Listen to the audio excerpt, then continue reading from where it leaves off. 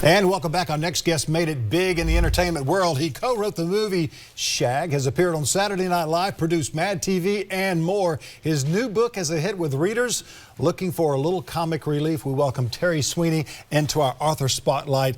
Irritable bowels and the people that give them. Yes. I mean, this is when I first saw this, I'm thinking, you know, this is a very quirky title, but it all blends into growing up as a child and so forth. You know, you were the first, admittedly, open gay person on national TV, network TV, in 1985. That's you, right. Did impersonations of First Lady Nancy Bush at the time. Nancy Reagan. Nancy Reagan, excuse me, and did some wonders there back in 85 and 86. But you and your partner moved to, of all places, a little southern town of Buford, South Carolina. How was the acceptance of that? Well, I think my friends in L.A. were scared that we were actually going to move there because they thought people were going to be, you know, in front of our house with placards going, you know, Adam and Eve, not Adam and Steve, sure. You know. So, but as it turned out, we were the biggest hit. People, we were like those visiting pandas from China. Remember like Yin and Yang, those two pandas that came by? Well, they would be like, I'm having the gays for lunch. Well, the gays are coming to my house for dinner tomorrow night. And you could do it even higher. The gays, everybody, the gays are going to visit my rose garden. So we were the gays, and our dance card was so full that we were like, cocktail party. Sure. I mean, I thought I was going to get on a list for a new liver. It was so. And you guys moving from Hollywood to Buford. And then buying a 1792 home, I believe it is? Yes. I mean, and then you're reconditioning this and so forth. And so, you know, we all love Buford. Anybody who's ever been there loves it because of the beauty, because of the historicness, because of being right there on the Buford River and everything involved with the beaches and so forth. But there are a lot of great artists and a lot of great chefs there as well. Yeah, there really are. But when I found the house, I mean, it was irresistible, the big white columns. It kind of looks like Tara. You know, it's a dream house almost. And it had a little sign that said circa 1792. Sure. So but there were 1,792 things that needed to be fixed. And that's what I found out later on. Wow. As I was just putting up money. And then I had a very gossipy neighbor. The town gossip lived down the block, which I did not know. Okay.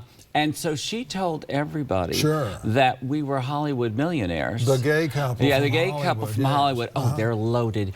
So anytime anybody came to see contractors. All the contractors come to my house. They go like, I could switch out that doorknob for say $5,000. Oh, good Lord. You know, it's backed up, your toilet up there. I can get a plunger for $5,000. I can go upstairs and take care of that. Yeah. So we were so mad at her. But she said a lot worse things about other people. Living in L.A., you say living but not life. In Buford, it's life but no living. Yes, which is partly why I wrote a book. Because, sure. Yeah. Yeah, it was definitely, I think when I left Hollywood, the last thing, because Hollywood, it's a tough place, but especially socially. It's not like Southerners. Southerners are the friendliest, most loving, wonderful people in the world. Yeah. And, and so I'm a huge fan of the South. But the last thing, they were auditioning something on television, and I looked at some breakdowns, which is what they put to, you know, to get actors for the part, and they wanted a Terry Sweeney type, and I called up and I said, wow, you're lucky. This is me, Terry Sweeney, and I'm available. Yeah. And they said, no, we're looking for a Terry Sweeney type. I said, but I'm Terry Sweeney. Yeah. And they said, yeah, a younger version of you. And I was like, what? I was like, you know how black don't crack? I said, beige don't age. I look good. There you go. I still look good. It's all good. What's going? And they said, thank you, click, goodbye. Oh my God. So that was around Christmas, and I decided to head out. Let's talk about the book, and Rachel, you got to give me a little bit more time on this today. Let's talk about the book because one of the first chapters is big Italian families pigeonhole everybody's kids. Right, and I think a lot of families do that. You know, one child, this one's the sneaky one, she's the pretty one, and then you kind of, once you get a label, you're a label for life. And so, you know, I was the one with the nervous bowels. Sure. Always going to the bathroom, thinking food that was... Well, it was the formula. No one was allowed to breastfeed back then. You were considered like a peasant. If you took out a breast, it'd be like, oh. I got the gas going on, Right. Sure. So, but I had a cousin, for instance, in my family, and she was born with a slight toe that was shaped, a little defect. And later she went on to get like a PhD in quantum physics. But but they called her the one with the bum foot. And I would say, all of her life? Oh, yeah, all of her life. Yes. Well, you know, the one with the bum foot's coming into town. I'd be like, she has a PhD.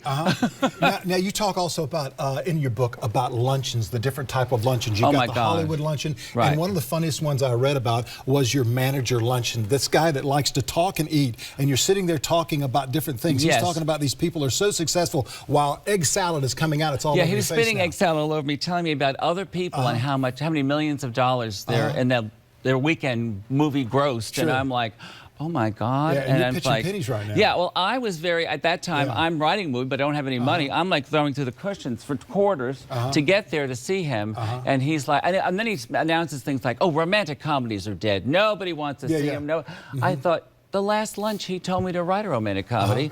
I'm writing one right now at that moment. So yeah, it was tough. It's not good Southern manners etiquette at the table. No. We're going to talk about your brother-in-law, who is about 7 years your senior.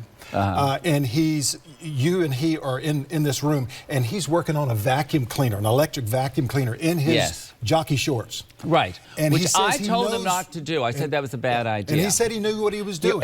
He said, mind your own business. I know what I'm doing. And it was one of those Electrolux things with all those bristles and everything. Tell us exactly and what happened. to my surprise, he really did fix it. But what happened was it started up and took him and everything, his jockey shorts, everything in there. And he was, well, some part castrated, of him was. I should say. Yes, castrated. And he was stuck. I mean, he was stuck to it. And we had to have, I called, paramedics, everybody at the house. But they're not trained to detangle anything, if you know what I mean. Yeah. So ultimately, he was wheeled out on a gurney, and he had a big sheet over him, which made it look even worse. This white pup tent coming past our neighbors.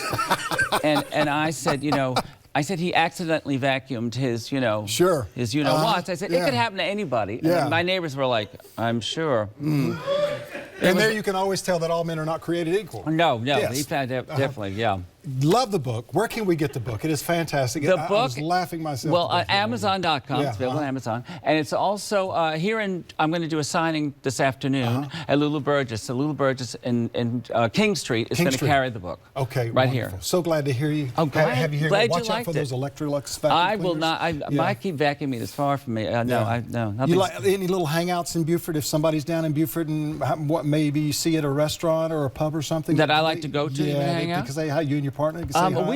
You know what? We go to Rue de Jean. We go to a lot of little places. There's a new place every minute here. Yeah. So I can't go, that's my hangout. No, that's my hangout. So this is a wonderful city. Fabulous Sweeney, place. thank you so much for joining us today. Tom. Thank you. Stay with us. We've got more Low Country Live coming up in just a moment with our good friend Lee Handel. We're exploring Charleston's party past.